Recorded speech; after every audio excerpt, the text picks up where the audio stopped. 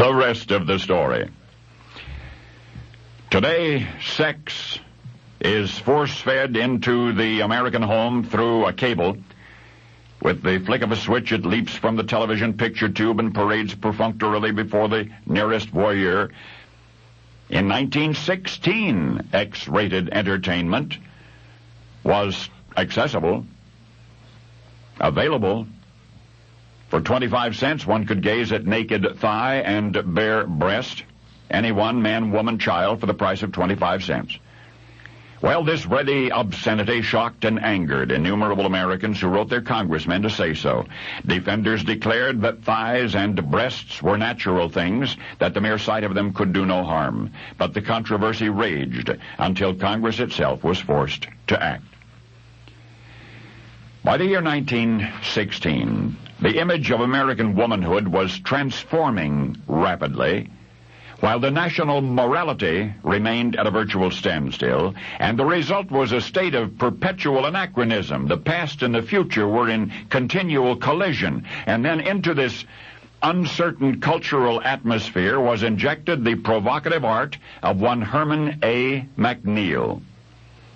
Now, Herman's credentials were civilized enough. He was a member of the National Academy of Design and the New York Municipal Art Association and the National Academy of Arts and Letters and so on and on and on. He was the president of the National Sculpture Society. His work was widely applauded by his peers, or at least by those who would like to have considered themselves such. And yet until 1916, the art of Herman McNeil was all but unknown to those outside the artistic community. Well, suddenly everybody knew, for it was Herman McNeil's representation of a partially unclothed woman, naked thigh, bare breast, 25 cents a peek, which stirred one of the greatest moral controversies of the new century. Now, most artists agreed that it was a positive thing.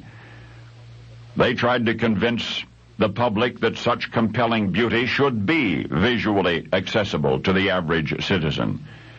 But the average citizen vehemently protested this nationwide peep show, and in 1917, the United States government responded to the public outcry with an act of Congress. And by an act of Congress, McNeil's beauty was concealed. He was required to clothe the feminine figure which he had created so that her breast was no longer visible and her thigh was a bit more covered. And yet once upon a time, for precisely 25 cents, anybody in the United States could purchase an eyeful. Did I mention that artist Herman A. McNeil was in 1916 employed by the United States government, more specifically by the United States Mint? His vision of half-naked loveliness, which embraced a bashful nation for 25 cents, was 25 cents. It was his design on the head side of the 1916 silver quarter, the obscene Miss Liberty. Now you know the rest of the story.